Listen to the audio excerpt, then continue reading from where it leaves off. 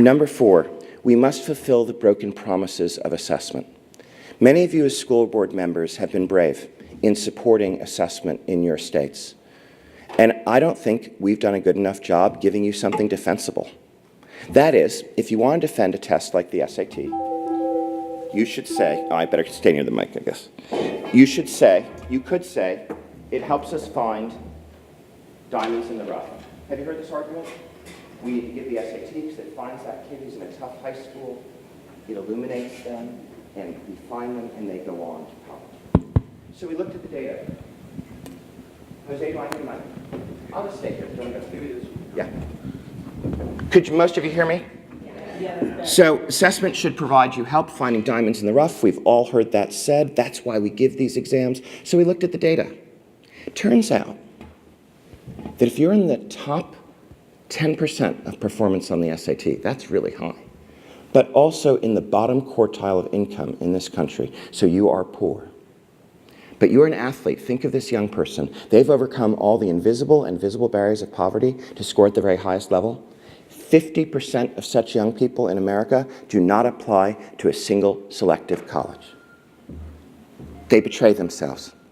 Not everyone has a Chris, frankly. And so what we found is that's a broken promise. We made a promise that if you took this test, we would find you and help you. And you may say, hey, College Board, that's not your fault, right? Those kids, you just provide the exam. What that family does with it, that's not your problem. But while it may not be our problem, while it may not be our fault, it most certainly is our problem. Because if we give up the very promise of these assessments, how can we defend giving them any more altogether? So we found out what was going on. It turns out, if you want to apply to selective college, you first have to apply for a fee waiver to apply to that college. Think about how discouraging that is. Before I apply to you to go to college, I'd first like to tell you that I'm poor and need the admissions fee waived. We thought that was wrong. Since we already gave kids who are low income fee waivers to take the SAT for free, we went to all our member colleges, which are just about all the colleges in America, and we said, how about you join us? How about if we've given a fee waiver, why don't you trust us? I doubt they got rich in that 6-month period before they took the test. And how about you waive the fee waiver, give them a fee waiver to admission to your college? The colleges followed us. Today, every young person who takes the new SAT gets in their name 4 fee waivers to apply to college for free. Bar none, my best days at work are when we send them out. One kid posted them on Instagram. He said, the College Board sent me fee waivers because I am awesome. He did not say because he was poor. 7, we must end the war between college and career. For too long, we've been talking as if there's this one thing career and this other thing college, and college is right for everyone. My view, frankly, is we need to give kids choices and power, and their families. And so quite simply, when we redesigned the SAT, we talked to employers about what were the core skills they most needed. When we redesigned AP CSP, employers are so excited to recruit a more diverse set of students. And then we announced a partnership with Road Trip Nation.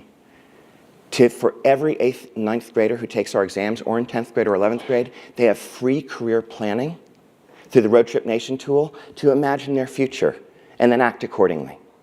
And of course, it is free.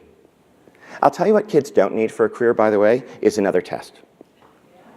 Please save your time and theirs. There is no single test that tells you whether you're career ready or not.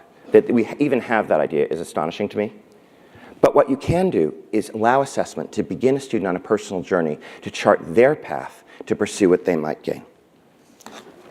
I'm going to speed up with 3 quick final principles. Number 8, knowledge matters in civic education. And by the way, so does free speech.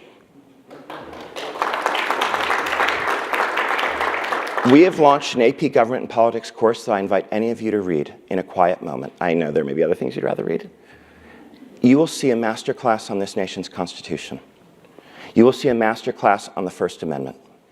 You will see a partnership between us and the Constitution Center for an interactive Constitution where you can trace the language of each amendment and see it across the world, and it, like other things, shall always be free. Why?